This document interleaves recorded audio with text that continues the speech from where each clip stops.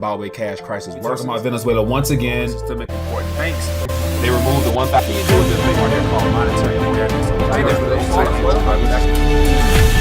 Next recession. Recession will be a recession. We're going to hit a recession. The date of the next recession. A U.S.-only recession typically lasts 8 to 10 months, but a lot of things about this particular one have not been typical. So a crash is coming. Now, whether it's 6 months from now, 12 months, 36 months, no one knows.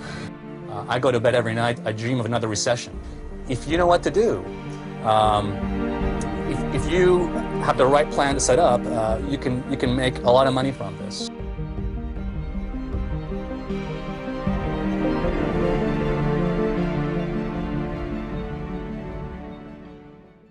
So welcome to an RTD News update. And so as you can tell from today's title, the de-dollarization in China.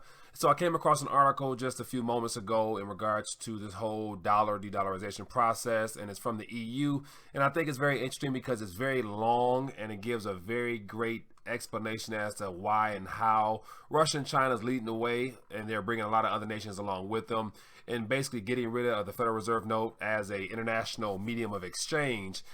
So I want to share with you a couple of these I highlighted that will be well worth noting. And more importantly, if you're interested in reading about this for yourself, feel free to read the link below. But yeah, just to thumb through some of the basics of it, it says the US dollar is so important in today's economy for three main reasons: the huge amount of petrodollars, the use of the dollar as the world's reserve currency, and the decision taken by US President Nixon in 1971 to end the dollar convertibility into gold.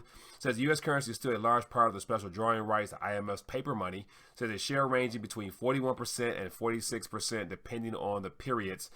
Then it goes on to talk about how petrodollar emerged with Henry Kissinger, just some of the detailed historical aspects of how the petrodollar came into existence. But what's most notable is as it goes through some of the Eurasian countries' involvement with the petrodollar, it gets real interesting when it gets to the part where it says, with Putin's rise to power, Russia's de-dollarization began immediately. So it says the share of dollar reserves declined year after year while Putin proposed new oil contracts. It says the operation and signs of the de-dollarization continued. Then it goes on to talk about Saddam Hussein wanting to do business outside the dollar. You know what happened to him. Then it says hence the importance of the Belt and Road Initiative. Also, the war in Afghanistan was an attempt to stop the Eurasian project of economic and commercial as well as political union between Russia, Iran, and China. And it says as further sanctions, the United States has removed Iran from the SWIFT network. Then it says Iran, however, has immediately joined the Chinese SIPs, a recent network similar to the SWIFT, which is already fully connected.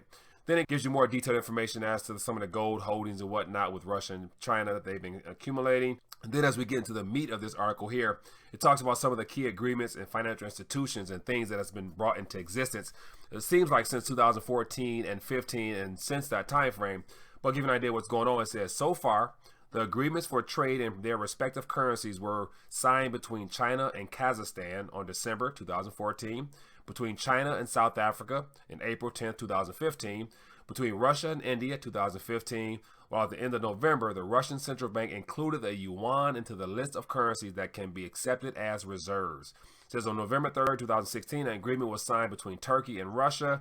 In October 2017, a similar agreement was reached between Turkey and Iran. So those are just some of the currency agreements that's been put in place since 2014. It says for financial institutions, it says that de-dollarization continued with the establishment of the BRICS funds worth $100 billion on July 16, 2014, with the establishment on January 16, 2016 of the AIIB, made up of 57 member countries, including Italy, which automatically caused U.S. anger.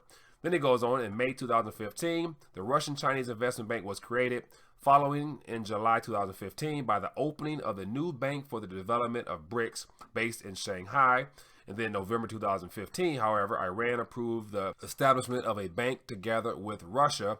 Then it goes on to give you some more information. It says the above mentioned Chinese SIPs started operating October 2015, while in March 2017, Russia implemented a similar system to SWIFT, interacting with the Chinese one. So their banking payment system interconnected with one another. Then you scroll down and talks a little about how the U.S. is no longer dependent upon oil and gas from other nations. because we've become somewhat self-sufficient. Then it goes on to say, still today, the U.S. GDP accounts for 22% of the world's GDP, while 80% of international payments are made in dollars. It says, hence, the United States receives goods from abroad always at a comparatively very low price, while the massive demand for dollars from the rest of the world allows to refinance the U.S. public debt at very low cost. He says, this is the economic and political core of the issue. It says, in fact, the Russian government held a specific meeting on de-dollarization in the spring of 2014. It says, this is another fact to be highlighted. It is a political operation that appears to be a financial one, often in contrast with the volatility of current markets, but its core strategic and geopolitical. Then it says, in theory, the de-dollarization regards three specific issues: payments, the real economy issue, and ultimately the financial issue, namely the financial contracts denominated in dollars. In the first case, China would tend to eliminate every transaction denominated in U.S. dollars. It says in the second case, the dollar transactions will be and already are largely prohibited for individuals. In the third case, the share of foreign contracts denominated in yuan is now equal to 40%, and strong acceleration will be recorded in 2018. Then scroll down a little bit more. It says, hence, thanks to the oil futures denominated in yuan, China is reducing its dependence on the dollar, and in the meantime, it is supporting its oil imports as well as promoting the use of the yuan globally and expanding its presence in the world. Says Russia has done the same. Says therefore the United States is about to be ousted as the world's currency due to its continuous series of wars and military failures. And like everyone else, it shall pay for its public debt, which is huge and will be even more its problem, not the world's or ours. Then it says, here is worth recalling what the U.S. Treasury Secretary John Connally said to his European counterparts during a meeting in 1971. The dollar is our currency, but your problem.